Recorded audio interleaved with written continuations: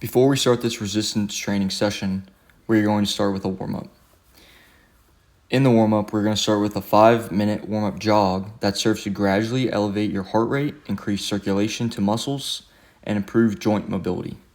It's an essential preparation before more intense exercise or physical activity, reducing the risk of injury and improving overall performance. The goal of the warm-up is to mentally and physically prepare your body for more strenuous activity. To set up the 5-minute warm-up jog, I recommend choosing a flat surface. This is not for strenuous cardio, so no need to put an incline on the treadmill. Make sure you're wearing comfortable shoes, as running shoes or really any shoes that are going to aid you in doing a 5-minute jog. Clothing, of course, wear shorts, shirt, moisture wicking if that's possible, because you are going to sweat during this warm-up and workout. When you start jogging, make sure you're standing tall, you have a good posture. You're going to walk slowly for the first 30 seconds, as you can see in the video, and then you're gradually going to get to that constant pace. So when you transition, it's going to be into a light jog, keeping your head aligned with your spine. So for good form, you're going to keep your chest lifted, your arms bent, and you're going to swing them naturally with your stride. So for this, you're going to maintain a steady pace for 5 minutes. Through that pace, you're going to breathe deeply through your nose and out through your mouth. Focus on smooth, controlled movements. After 5 minutes, you can either continue into your workout or you can transition to a specific mobility or stretching routine. Some typical errors we see on the treadmill, or if you're running outside, is starting too fast. So trying to run too quickly at the beginning can result in premature fatigue or strain. The warm-up jog should be at a low intensity. It's not about speed or performance. Another error would be poor posture, slouching or leaning forward, anything that really negatively affects your running mechanics. Overstriding, taking excessively long strides, not really going to be common on the treadmill since you're limited to a confined space, but this is more for the people running outside. Try not to overstride, keep those strides nice and tight and relative to what you're running. Also, not breathing properly. Shallow or erratic breathing can lead to discomfort. Make sure to breathe steadily.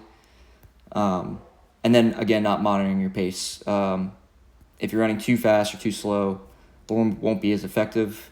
Again, that's really for someone performing this warm-up outside, not as much for the people running on the treadmill, as you see in the video. It should tell you your pace, and you should be able to choose your pace.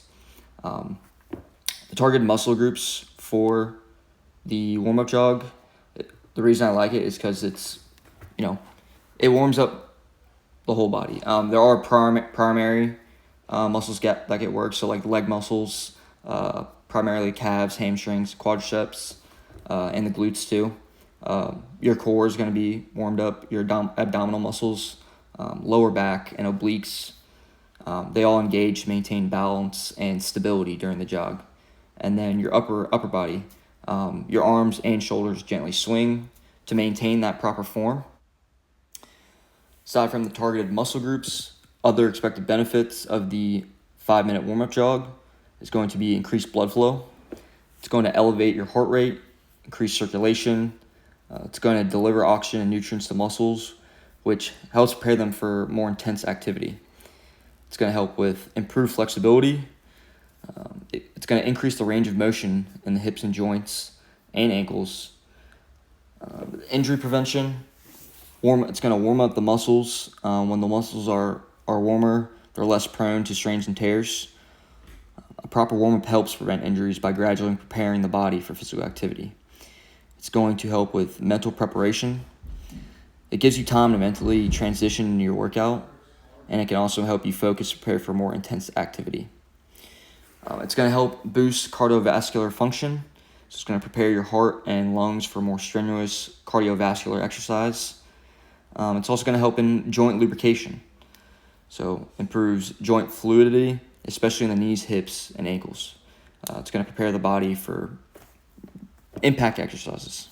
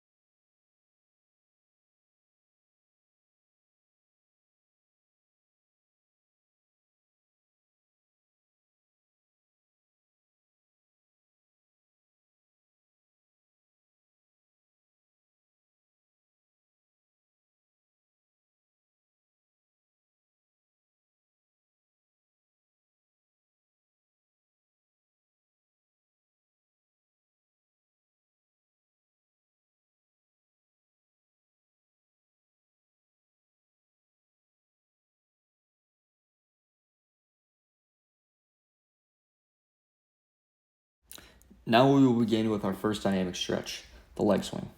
The leg swing dynamic stretch is designed to warm up and mobilize the lower body, specifically targeting the hips, hamstrings, glutes, and hip flexors. It helps increase flexibility, improve range of motion, and activate muscles needed for various physical activities. This dynamic stretch is often used as part of a warm-up routine to prepare the body for more intense movements like running, jumping, or squatting. For proper setup, find somewhere that is flat. I'm using the turf, and also find something to stabilize yourself, such as a wall or a fence like you see me using in the video. The starting position, stand upright with your feet about hip width apart. Stand tall, engaging your core, and maintaining good posture throughout the movement. Begin by swinging one leg side by side or forward and backward if that pleases you. Keep the movement fluid and controlled. Don't let the leg swing too fast or too high at first. Start with small swings, gradually increase the range of motion as your hip and leg muscles warm up. Do this for about 30 seconds each side. The next dynamic stretch we are going to perform is the lunge twist.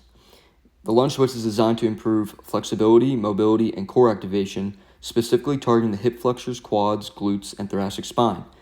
It's often used as part of a warm-up routine before activities that involve running, jumping, or twisting motions. To start on a flat surface, stand tall with your feet about hip width apart, your arms at your sides. Take a large step forward, whichever leg that you're alternating with. Keep your torso upright with your chest lifted and shoulders back. While holding the lunge position, twist your torso to the right or left, extending your arm out to the sides. Hold the twist for a brief moment, then return to the neutral position. The third dynamic stretch we will be performing is the hip stretch with twist. The hip stretch with twist is designed to improve hip flexibility, activate the lower body muscles, and enhance mobility in the hips, groin, and lower back. This stretch is often used as part of a warm-up to prepare the body for more intense physical activity. Particular activities involve running, jumping, or deep squatting. Begin by standing tall with feet hip width apart. Step forward with whichever leg into a deep lunge, keeping the knee at a 90-degree angle over your ankle. Position your hand inside your foot for support. Rotate your upper body, extending your arm upward toward the ceiling while looking at your hand.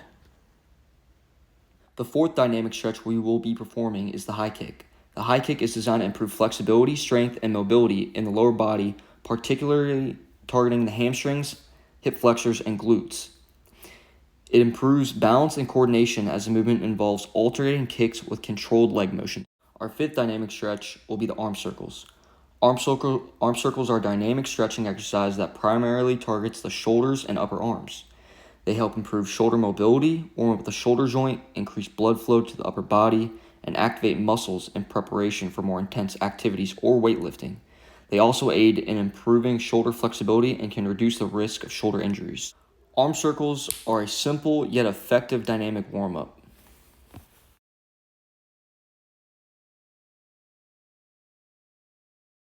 For our sixth dynamic stretch, we will be performing the wrist circles. Wrist circles are a simple and effective dynamic stretch designed to improve the mobility and flexibility of the wrist joint. This exercise increases blood flow to the wrists, enhances range of motion, and helps prevent stiffness or injury, especially in activities involving repetitive hand or wrist movements. For example, like weightlifting. Wrist circles also activate the muscles and tendons around the wrist joint, preparing them for more strenuous activities.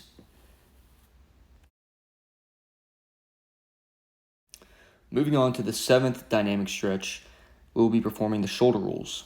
Shoulder rolls is an exercise that helps improve mobility, flexibility, and reduce tension in the shoulders and upper back.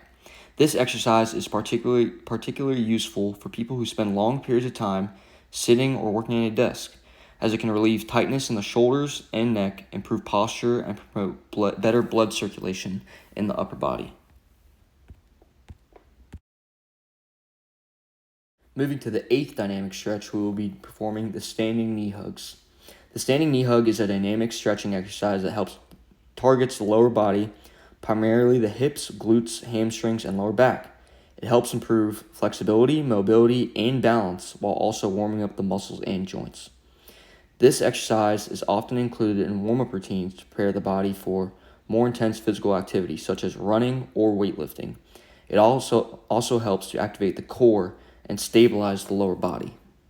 Really hug those knees and feel that stretch, especially if you haven't gotten a hug in a while.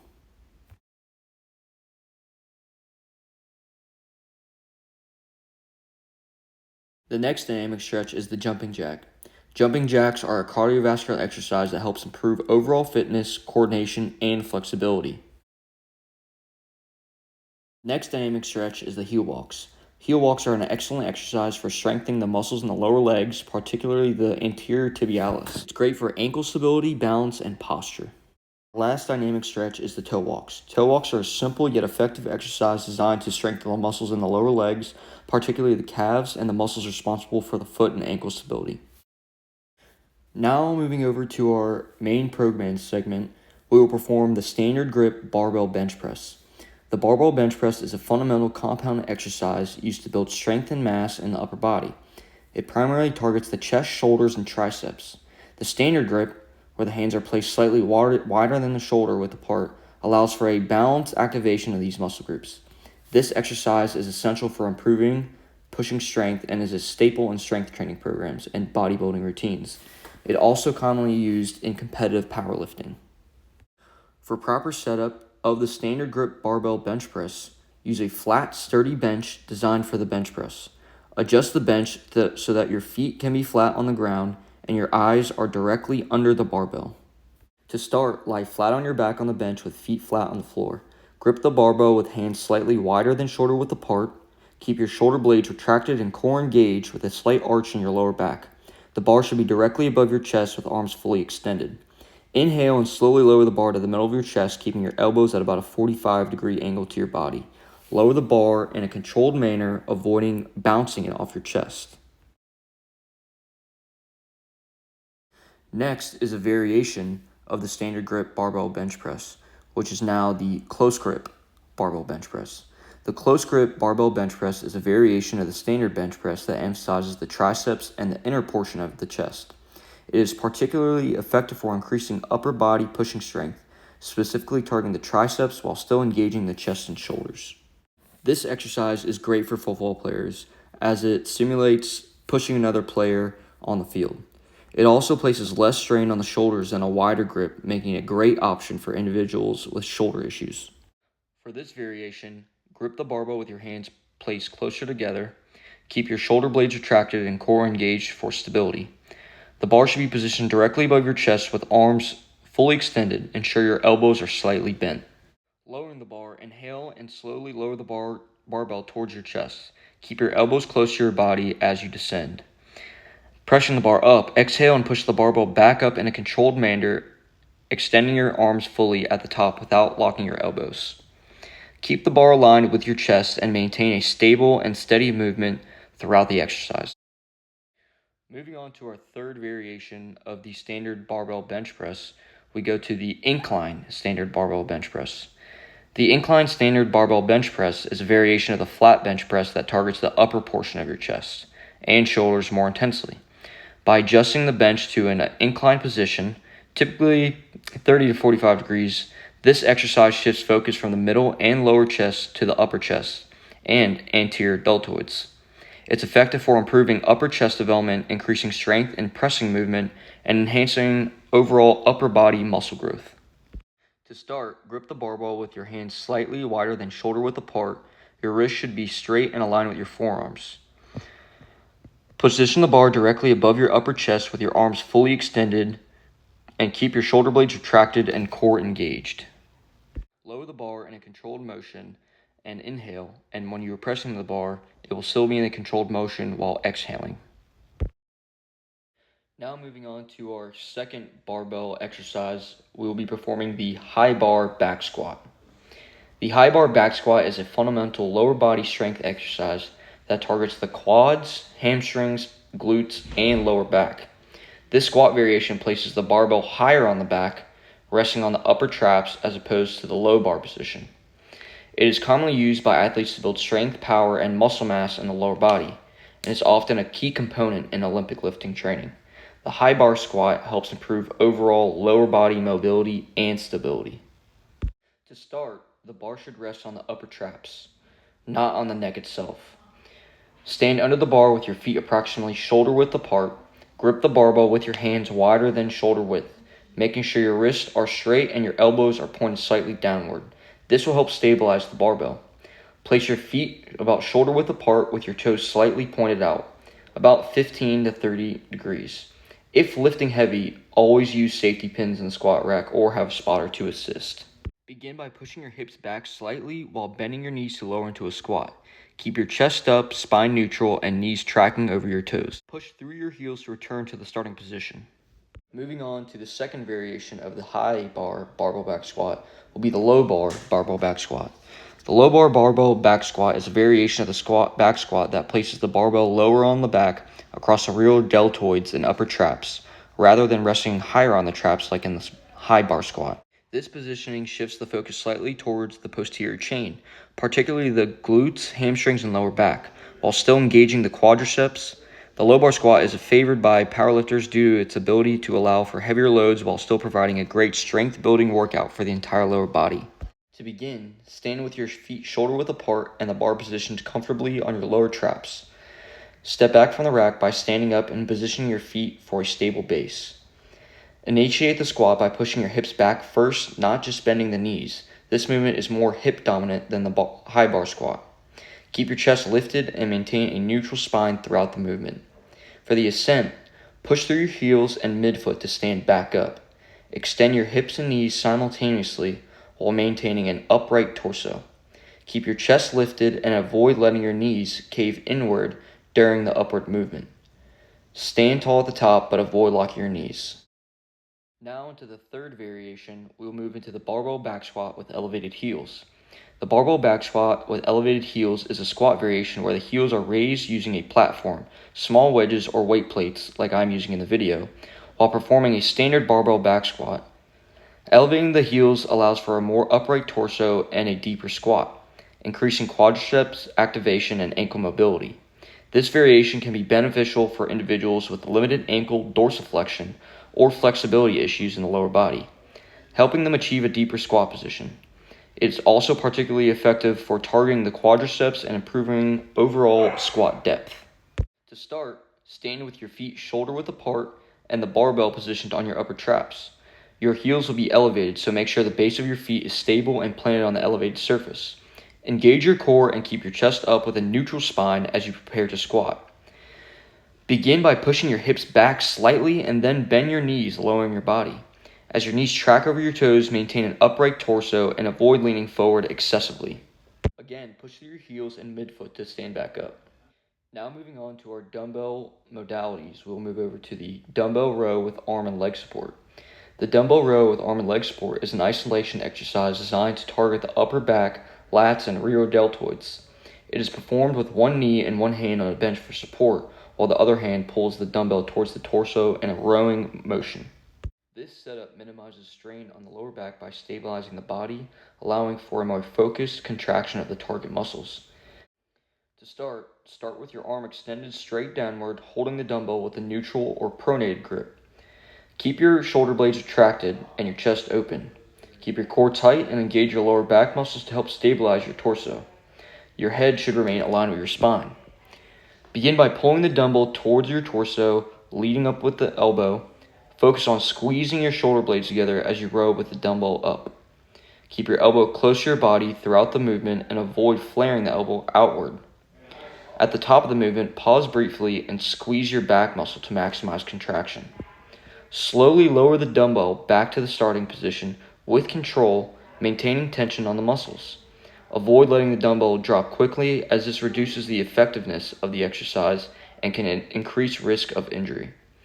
Keep your core engaged and back flat during the lowering phase. A typical error I see is using excessive weight. Lifting too heavy of a dumbbell can lead to improper form, such as excessive body rotation, or using momentum to lift the weight. Always choose a weight that allows you to maintain good control. Now moving into our second variation of the dumbbell row, it will be the dumbbell row with arm support. The dumbbell row with arm support is a variation of the standard dumbbell row where only one hand is supported by a bench, providing stability during the movement. This exercise primarily targets the upper back, lats, trapezius, and rear deltoids, while also engaging the biceps and core, while your knee is not on the bench to stabilize you. Still, by having one hand on the bench, it allows you to focus on the pulling motion and achieving better range of motion with less lower back strain. This variation is excellent for building upper back strength and mass and can also help correct muscle imbalances. Start with your supporting hand firmly on the bench. Grab the dumbbell with your free hand. Your arms should be fully extended toward the floor with your torso parallel to the ground and your back neutral. Engage your core to keep your body stable and ensure your spine stays in a neutral position through the movement. Begin by pulling the dumbbell towards your torso, leading with your elbow. Focus on squeezing your shoulder blade as you row the dumbbell up. Lowering the dumbbell down slowly and with control back to the starting position, fully extending your arm at the bottom of the movement. Some errors I see are using too much weight. Lifting a weight that is too heavy can cause you to lose control of the dumbbell on the movement down, potentially resulting in poor form such as arching the back or jerking the dumbbell.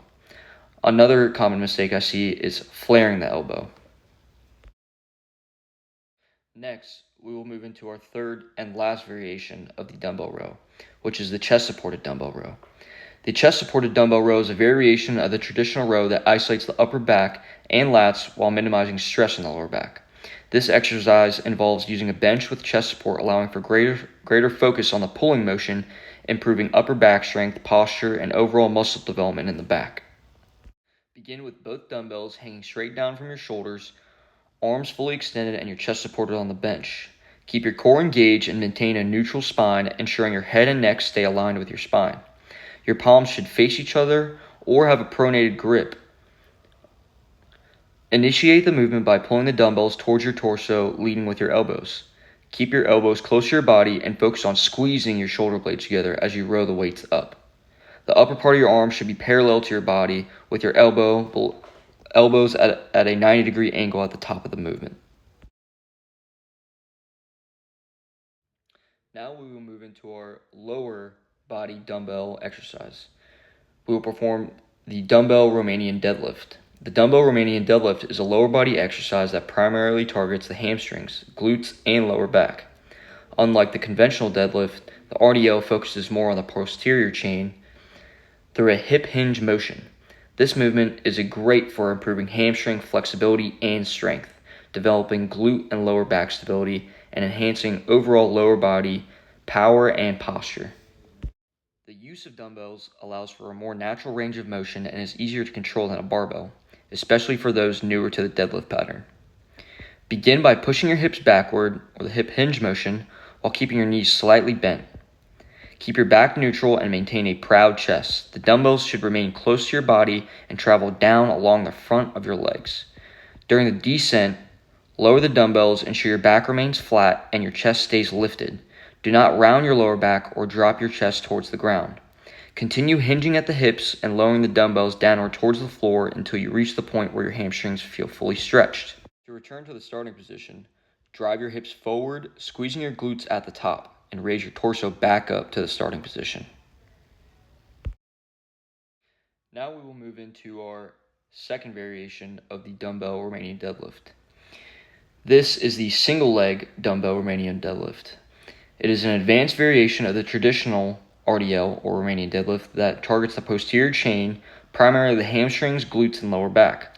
This unilateral movement challenges your balance and stability, promoting better coordination and muscle activation on each leg individually.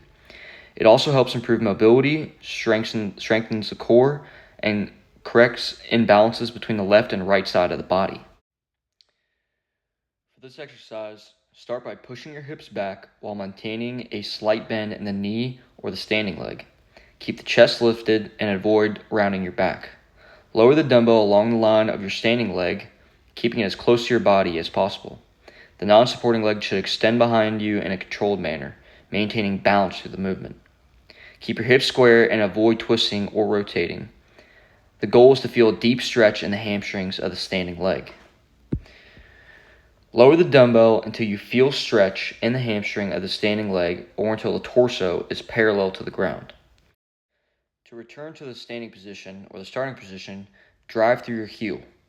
Activate your glutes and hamstrings and reverse the motion by bringing your torso upright while raising the non-supporting leg. Keep the dumbbell close to your body during the ascent.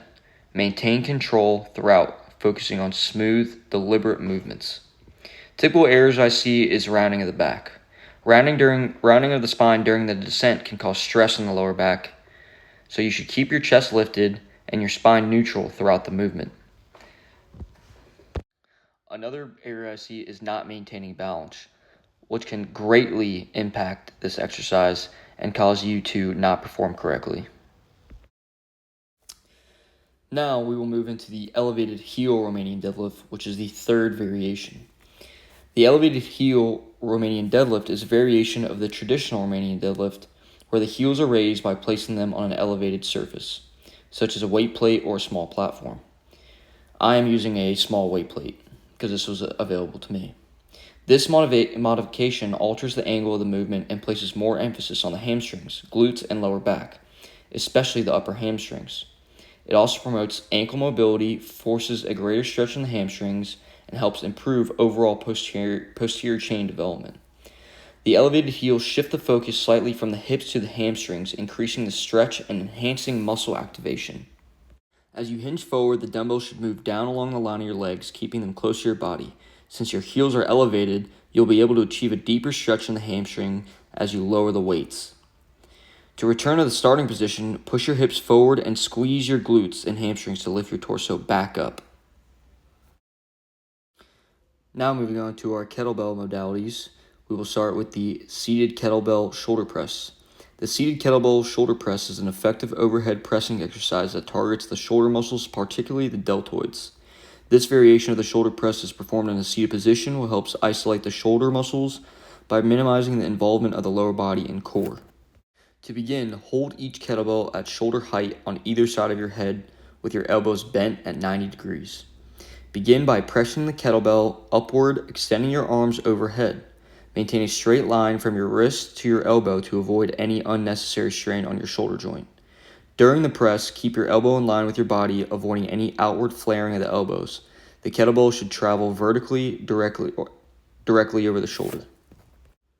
As you see me here, I am lowering the kettlebell slowly and with control.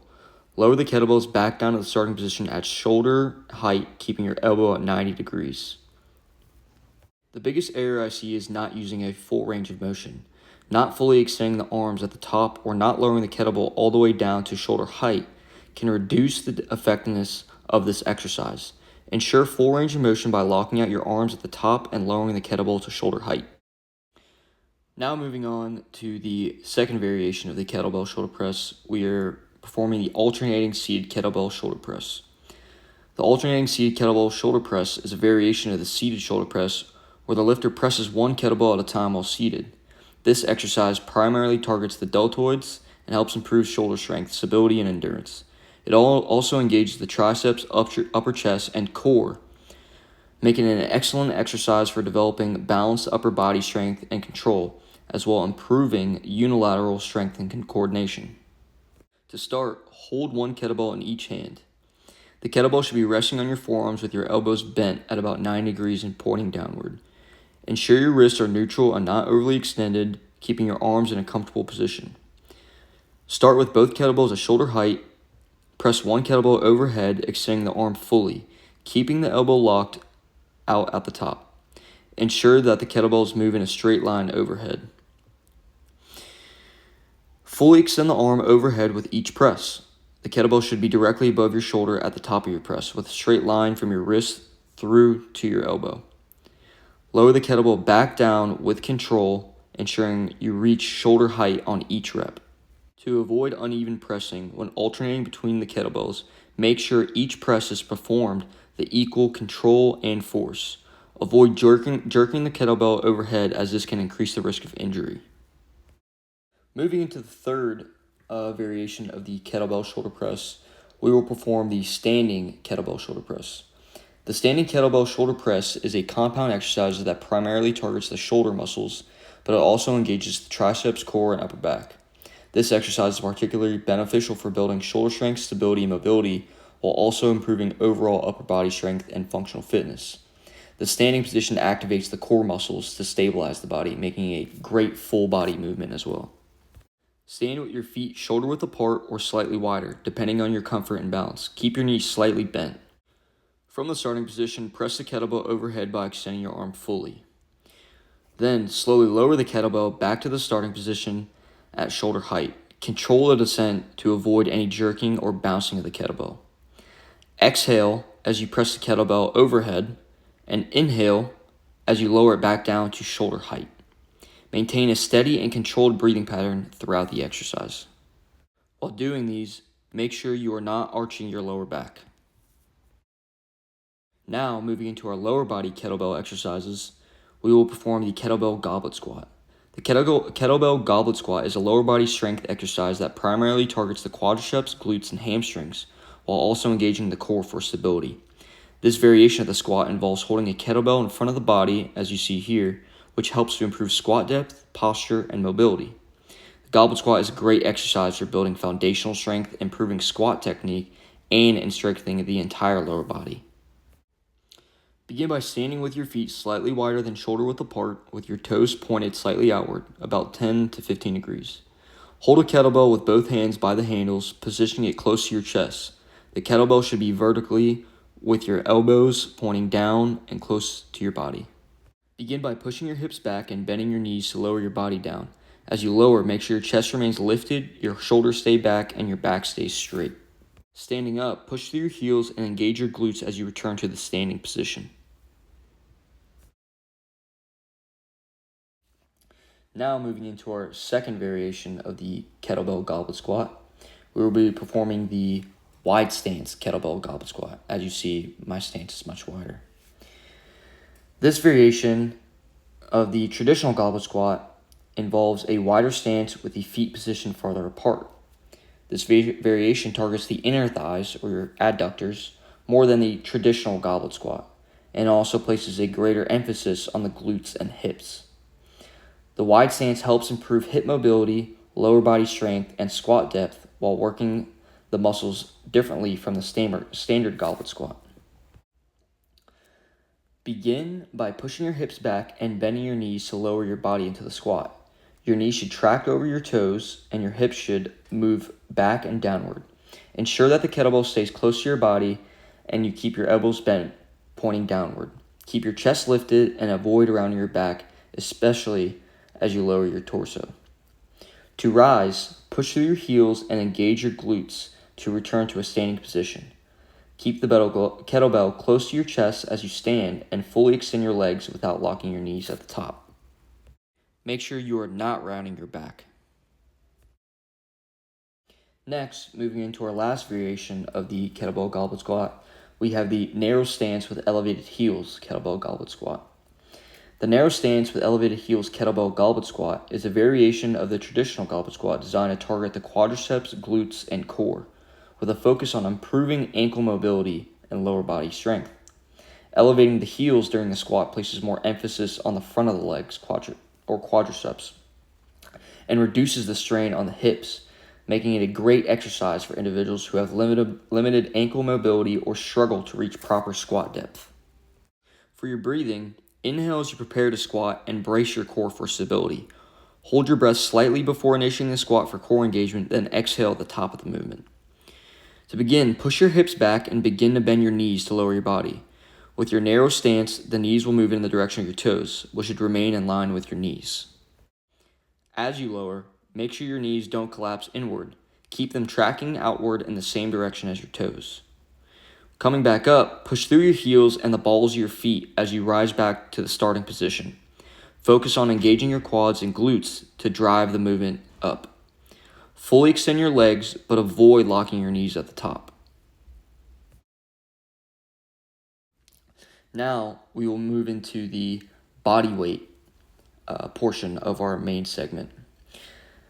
Here, our first exercise is the body weight pull-up.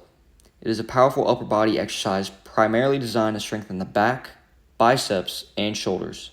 It helps build in pulling strength, improving grip strength, and enhancing overall upper body endurance. It is a bodyweight exercise that targets the latissimus dorsi, or the lats, rhomboids, and biceps, while also engaging stabilizing muscles in the core and forearms. Start with a pronated grip. Drive your elbows down and towards your sides, pulling your chins towards the bar. Pull yourself all the way up until your chin is over the bar or your chest comes close to the bar. Try to reach full range of motion with each rep. Slowly lower your body back down to the starting position with control, ensuring that your arms are fully extended and your shoulders remain engaged. For the second variation of the pull-up, we will do the wide grip bodyweight pull-up. It is a variation of the traditional pull-up that targets the upper back, especially the lats, and emphasizes the development of the width of the back. Again, use a pronated or overhand grip to start. Engage your core and pull your shoulder blades down and back. Initiate the movement by pulling through your elbows and retracting your shoulder blades. This will help activate the lats and back muscles before engaging your arms. Pull your chin toward the bar while keeping your chest high and your elbows tracking downward. Slowly lower your body back down with control, fully extend your arms at the bottom. For our last variation of the pull-up, it will be the neutral grip pull-ups. The neutral grip bodyweight pull-up is a variation of the traditional pull-up where the palms face each other and the grip is neutral. This variation offers a more shoulder-friendly option compared to pronated or supinated pull-ups. It targets the upper back and arms, especially the lats, rhomboids, biceps, and brachialis, with slightly less strain on the shoulder joints compared to other pull-up variations. A common error I see is using momentum or kipping. You do not want to kip during this exercise. Pull with your arms and lats. Now we will be moving to our lower body bodyweight exercises. And the first one will be the bodyweight forward lunge. The bodyweight forward lunge is a lower body exercise designed to enhance leg strength, balance, and coordination. It targets the quads, glutes, hamstrings, and calves, while also engaging the core for stability. This exercise is effective for building unilateral strength and can improve functional movement patterns for activities that involve walking, running, or climbing. Stand tall with your feet hip width apart and your chest lifted. Your arms should be by your sides or placed on your hips for balance, like you see myself in the video. Begin by taking a step forward with one leg. The stride should be long enough so that when your back knee bends, it almost touches the floor. The front thigh should be parallel to the ground, and the knee should not extend beyond your toes. As you step forward, bend both knees simultaneously to lower your body into a lunge. Your back knee should nearly touch the ground, and the front knee should form a 90-degree angle. After reaching the lowest point of the lunge, push off with the front foot and return to the starting position. A mistake I commonly see is letting the front knee cave inward, which can put stress on the knee joint. For the second variation, we will be performing the backwards bodyweight lunge. The backwards bodyweight lunge is a lower body exercise designed to target the glutes, hamstrings, quadriceps, and calves while improving balance, flexibility, and joint stability. This variation of the lunge is beneficial for reducing knee strain compared to forward lunges and can help develop unilateral strength, functional mobility, and coordination. It is also useful for improving posture and engaging core balance. Begin the exercise by stepping backward with one leg, while keeping your torso upright. Your stride should be long enough so that when your lower body, your back knee, nearly touches the floor, and your front knee stays at a 90-degree angle. The front knee should be directly above your ankle, and your back knee should be pointing toward the floor. Keep the weight on the heel of your front foot, ensuring that your knee doesn't go behind your toes. After lowering into the lunge, push through the heel of your front foot and straighten both legs to return to the starting position. Bring the back leg forward to meet the front leg. Some errors I see are too long or too short of a step. Taking a step that is too short may not engage the muscle fully, while stepping that is too long can compromise your balance and posture. Aim for a moderate stride where your back knee almost touches the floor and your front knee forms a 90-degree angle. Another common error I see is leaning forward. Keep the chest lifted and your torso upright during the movement. Avoid leaning forward, which can place unnecessary strain on your lower back. Engage your core throughout to prevent slouching. Now going into our last variation of the bodyweight lunge, we perform the walking bodyweight lunge. The walking bodyweight lunge is a dynamic lower body exercise that targets the glutes, quads, hamstrings, and calves and core. It is a variation of the standard lunge that incorporates movement, enhancing balance, stability, and muscular endurance. The walking lunge mimics natural walking patterns and improves functional strength, making it beneficial for both athletes and general fitness enthusiasts. Through this, we will stand tall with your feet hip-width apart and your arms either by your sides or hands on your hips. Begin by taking a large step forward with one leg, making sure the knee of the stepping leg aligns with the ankle. As you step forward, lower your body toward the floor by bending both knees, keeping your torso upright. Pushing through the heel of the front foot to straighten the front leg and return to a standing position. As you rise, bring back the foot forward to step into the next lunge. When you're performing the walking lunge, avoid bouncing or jerking at the bottom of the lunge.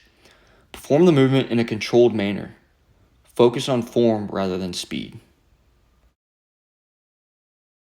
Now we will switch over to a plate modality.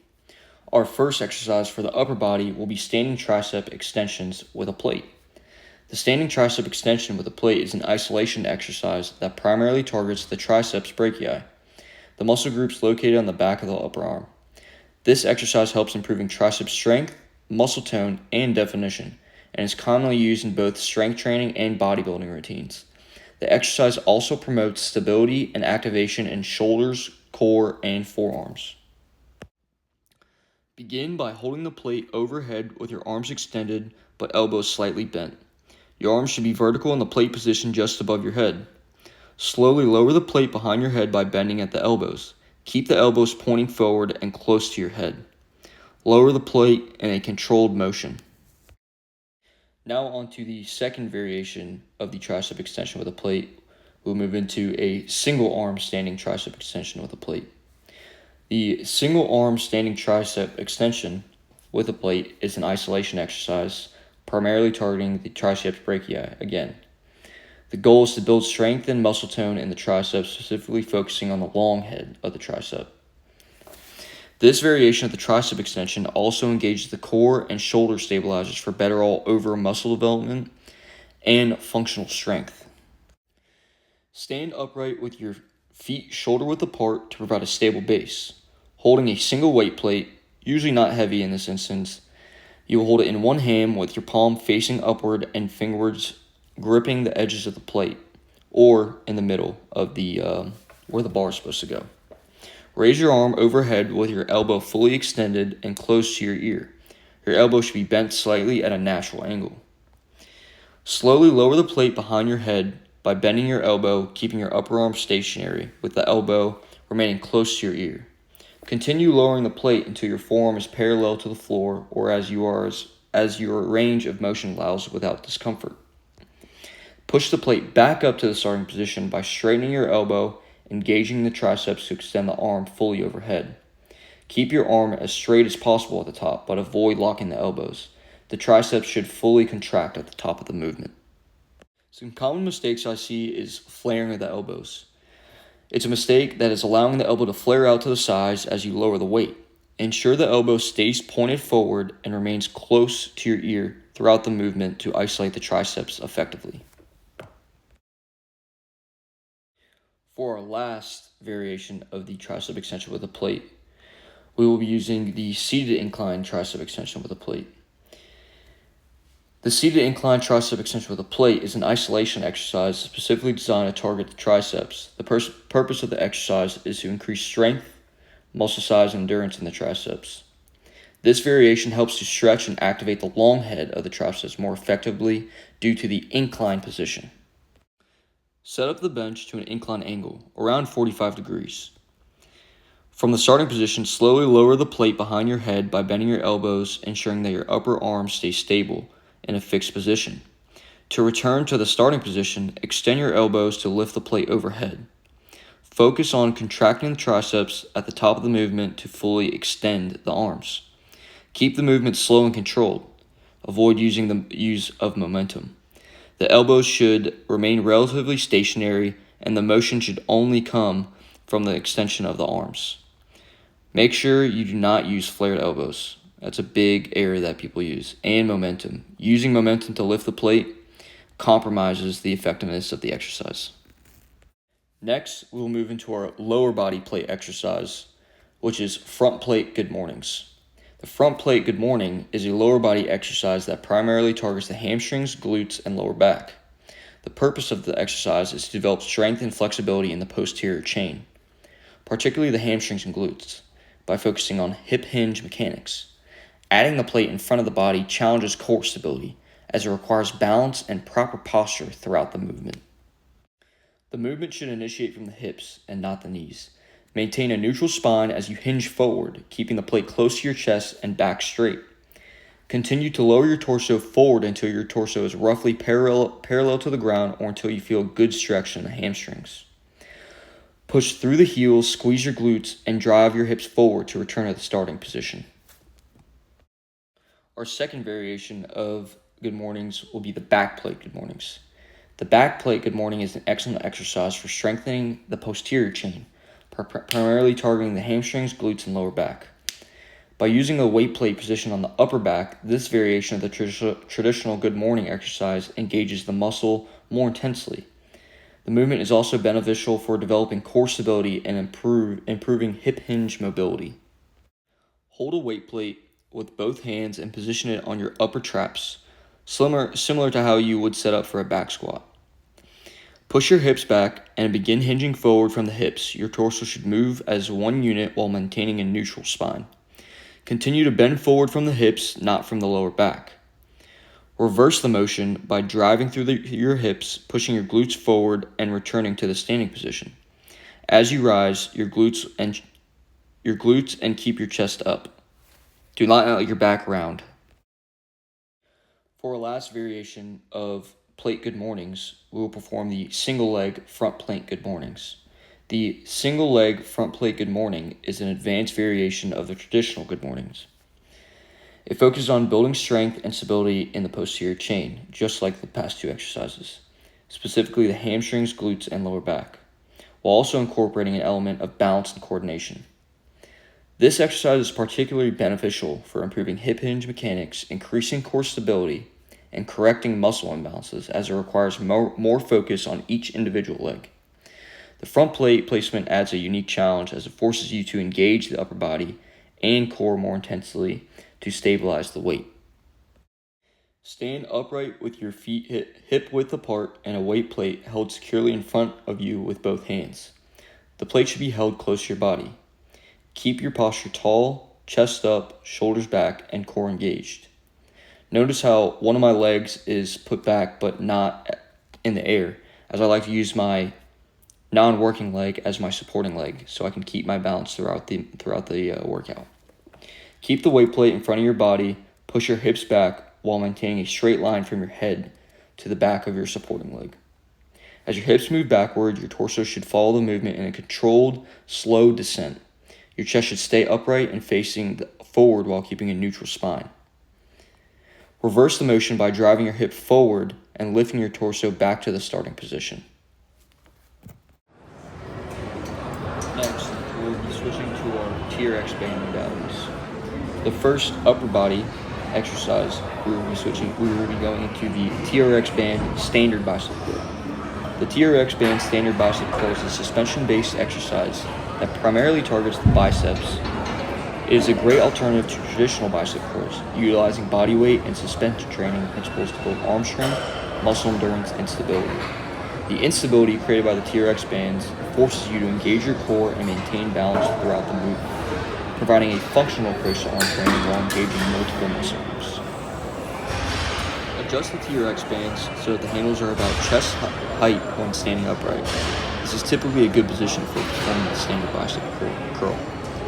Stand facing the TRX and grab the handles with an underhand grip, palm facing upward or supinated. Keep your hands shoulder width apart.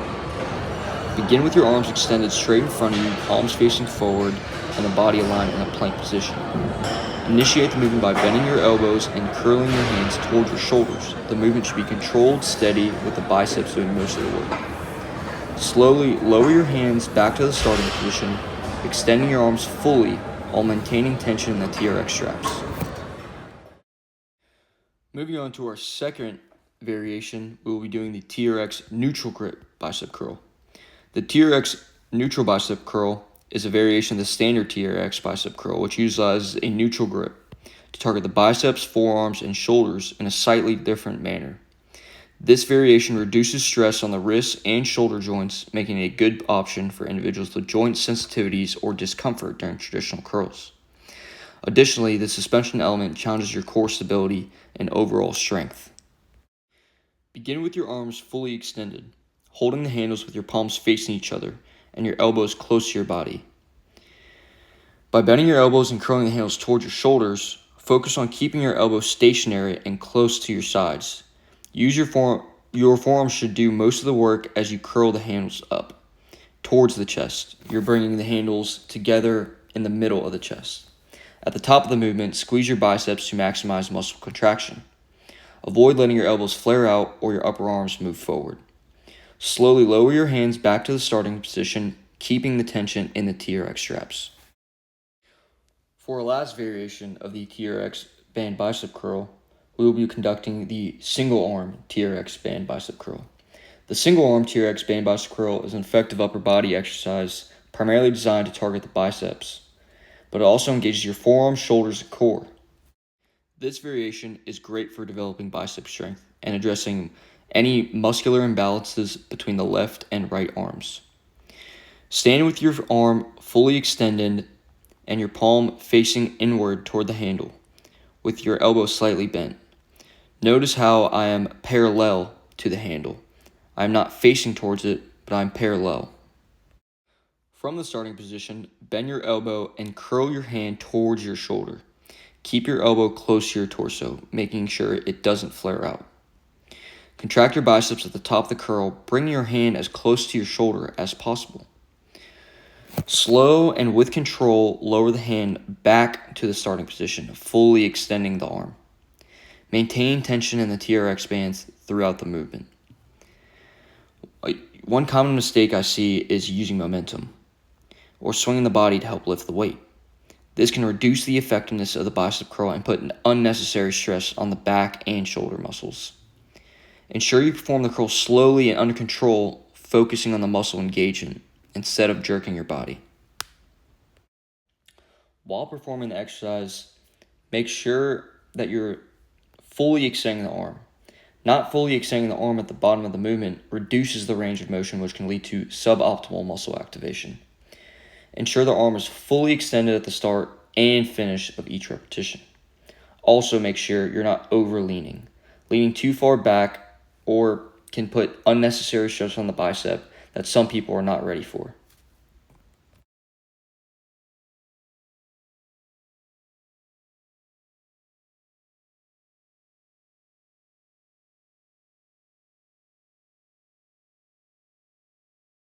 Moving into our lower body TRX band workout, we will be doing the TRX band calf raise. It is an excellent exercise for targeting the calf muscles, specifically the gastrocnemius and soleus muscles. This exercise enhances lower leg strength, ankle mobility, and balance. It also improves functional movement patterns related to walking, running, and jumping. as well as injury prevention by strengthening the muscles responsible for plantar flexion. To start, grab the TRX bands and perform a slight lean while keeping your body erect. To initiate the movement, engage your core and lift up your heels off the ground by pushing through the balls of your feet. As you rise up onto the balls of your feet, make sure to squeeze your calves at the top of the movement. Raise your heels as high as possible, fully extending your ankles at the top of the movement while maintaining control of your body. Slowly and with control, lower your heels back down to the starting position, ensuring a full stretch in the calves at the bottom of the movement. The second variation of the TRX band lower body exercise of the calf raise is the toes pointed outward calf raises. The TRX band toes pointed outward calf raise is an effective variation of the standard calf raise exercise that specifically targets the inner calf muscles, such as the gastrocnemius and soleus, while also engaging the ankles and core. By pointing the toes outward, this movement shifts the focus of the exercise, working on the medial parts of the calves, which helps improve strength, mobility, and balance in the lower legs. This variation is particularly beneficial for enhancing ankle stability and reducing the risk of injury, especially for athletes or individuals involved in activities that require ankle flexibility and strength. Keep your chest upright, your shoulders back, and your core engaged. Ensure your weight is evenly distributed on the balls of your feet with your knees slightly bent for stability. Begin the movement by engaging your core and raising your heels off the ground. Using the balls of your feet, focus on the pushing through the outer part of your feet as you raise. Lower your heels back down in a controlled manner. Ensure you feel stretching your calves at the bottom of the movement. Avoid letting your heels drop too quickly. Control the lowering face to maximize muscle engagement.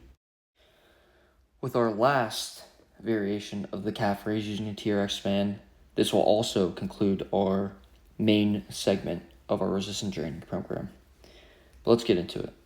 The TRX band single leg calf raise is a unilateral exercise that targets the calf muscles, specifically the gastrocnemius and the soleus, just like the last two variations, while enhancing balance, stability, and coordination. This exercise isolates each leg, helping to address muscle imbalances and strengthen the calves. It also engages core muscles for stability, and it can be particularly be beneficial for improving ankle stability, agility, and overall lower body strength. For position, stand facing away from the TRX anchor point, holding the handles by your sides with your arms bent for balance. Place one foot flat on the ground and elevate the other leg slightly off the floor by bending it at the knee. Begin by engaging your calf muscles and raising your heel off the ground. Again, using the ball of the foot to push upward, lifting the heel as high as possible. As you raise, squeeze your calf muscles at the top of the movement to ensure maximum contraction. Once you reach the top of the movement, hold it for maybe 1 to 2 seconds. Ensure you are contracting the calf muscle fully. Slowly lower your heel back down toward the ground, fully stretching the calf muscles in the process. Avoid letting the heel drop quickly or abruptly. Perform a controlled lowering phase to maximize time under tension and muscle engagement. Some typical errors I see is poor posture on the TRX band, so please do not bend too much. Now that we have finished our main segment portion of the resistance training program, we will now get into our cool down and our static stretches to help our body recover. We'll start with the 5-minute cool down walk. The 5-minute cool down walk is designed to help the body transition from high intensity activity to a more relaxed state, promoting recovery and reducing the risk of muscle soreness or stiffness.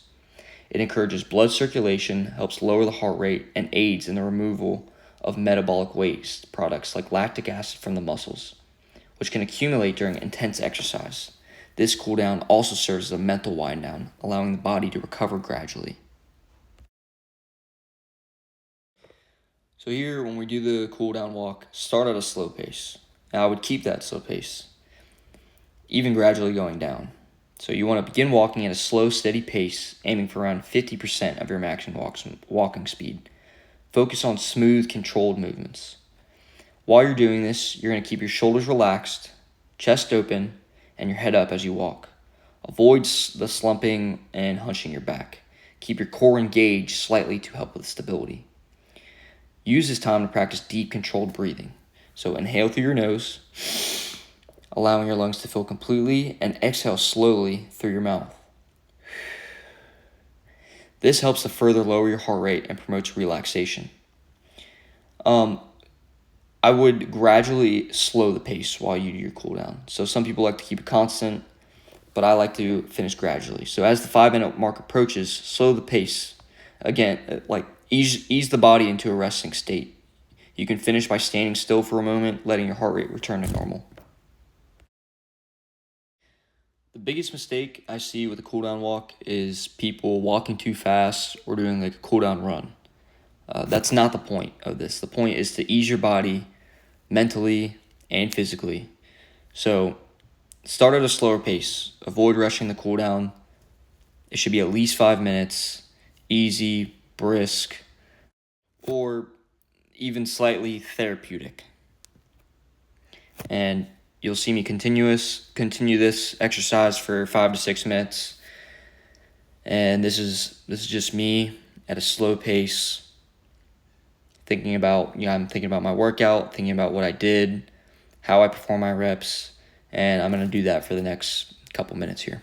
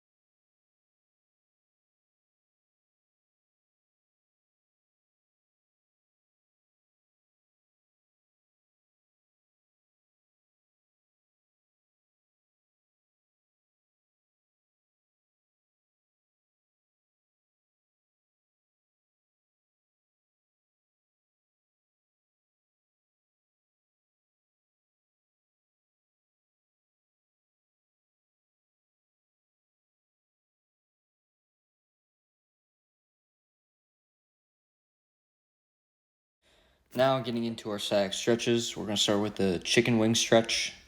It's used primarily to increase flexibility and mobility in the shoulders and upper back and chest. This stretch helps improve the range of motion in the shoulder joint and can relieve tension in the upper body, especially after activities that we just did that involve repetitive shoulder or upper body movements. It is an excellent stretch to counteract the tightness caused by poor posture or overuse.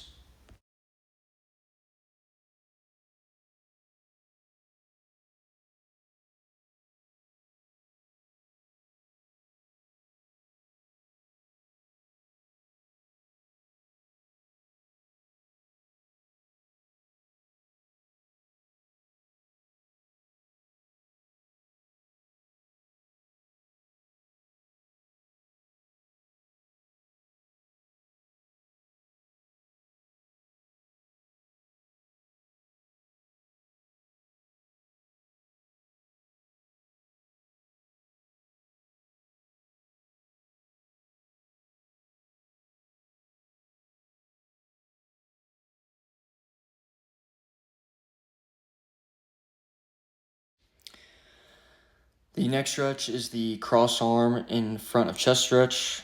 The cross arm in front of the chest stretch is designed to stretch the shoulders and upper back, specifically targeting the deltoids, trapezius, and rhomboid muscles. This stretch helps improve flexibility and mobility in the shoulder area, which can relieve tension, enhance posture, and increase overall upper body flexibility. It is particularly beneficial for individuals who experience tightness from prolonged sitting, desk work, or like we did, upper body exercises like weightlifting.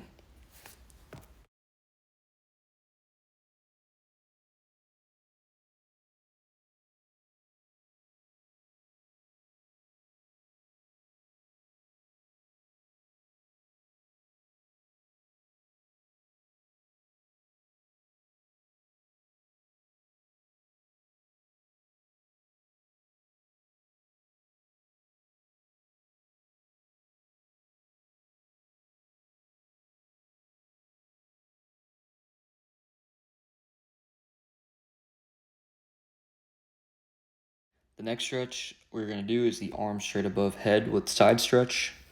The arm straight above head with side stretch is a dynamic stretch, kind of mixed with a static, because we're pausing on the sides. It's aimed at improving flexibility and mobility in the upper body, especially the torso, shoulders, and obliques. This stretch is beneficial for lengthening the muscles along the sides of the body and increasing the range of motion in the spine and shoulders. It is commonly used to improve posture, enhance side body flexibility, and relieve tension from sitting or desk work, as I know we all do since we're students, high school students, even athletes sitting in class.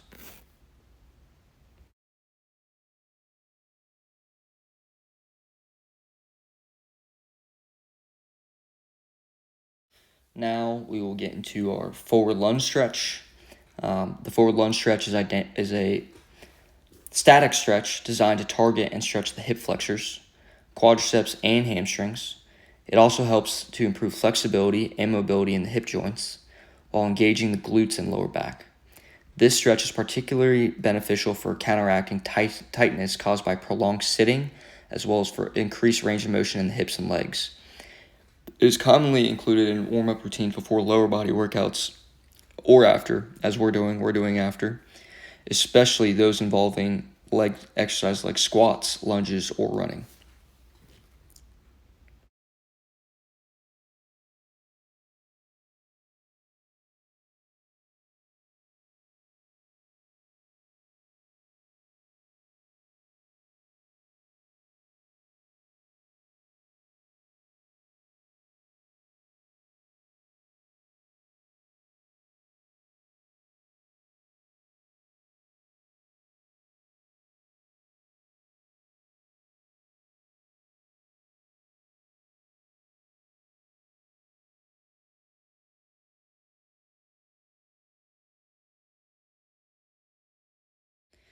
Next is the butterfly stretch.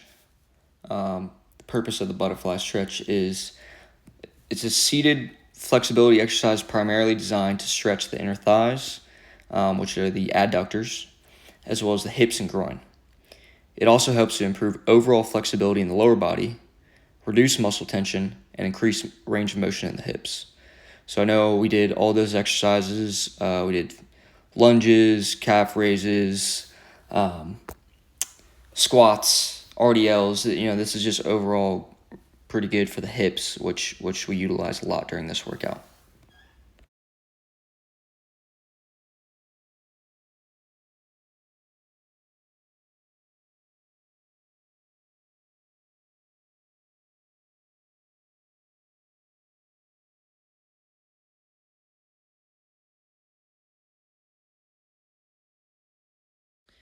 Now, starting the spinal twist stretch. The spinal twist is a mobility exercise designed to improve spinal flexibility and rotation. It's going to alleviate tension in that lower back from those squats. It's going to alleviate the hips and the shoulders and promote overall flexibility and range of motion. It helps release tightness, especially in the lower back and neck, while gently stretching the muscles and connective tissues around the spine.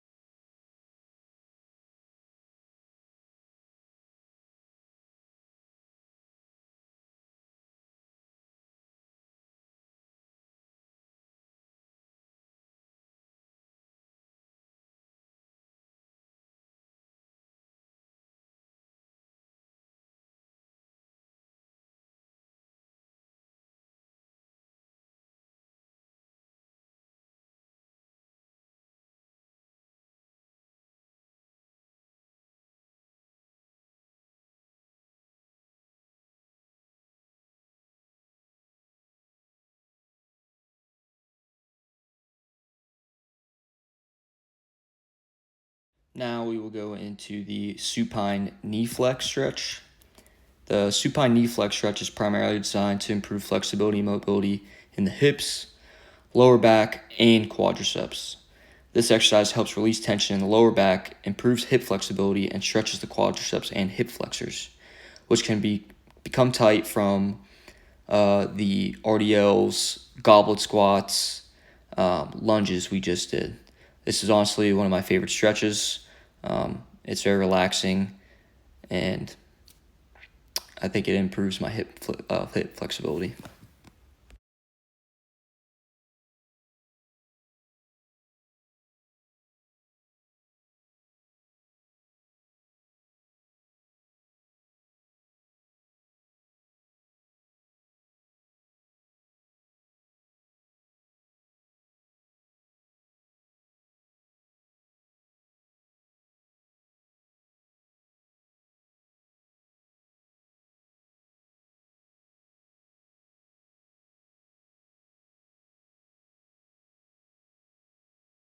Ready. Lastly, we are doing the supine cross-leg stretch. The supine cross-leg stretch is primarily used to target and stretch the hip flexors, glutes, and lower back. This stretch helps improve flexibility, reduce tension, and promote better mobility in the hips and lower back. It is beneficial for relieving tightness in the lower body and can be used to alleviate discomfort from activities such as lifting or sitting from long periods of time. In this exercise, I'm grabbing the back of my knee and keeping my shoulders stable on a flat surface, and that is going to help you really stretch that lower back. That being said, this concludes this workout session. I really hope you've enjoyed it, and I hope you got your money's worth. Thank you.